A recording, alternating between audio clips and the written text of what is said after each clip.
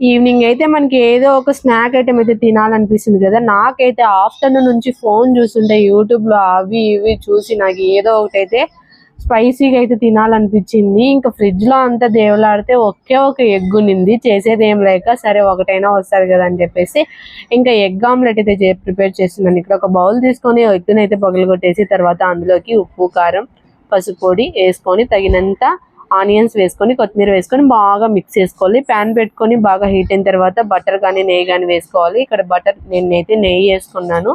అదైతే చేతికే అతుక్కుపోతుంది అనమాట. తర్వాత బ్రెడ్ వేసేసి ఆ చేతికి ఇంకా అతుక్కుపోతుంది అనేసి నేనైతే చేతితో అయితే బ్రెడ్ పైన ఇలాగా అప్లై చేశాను.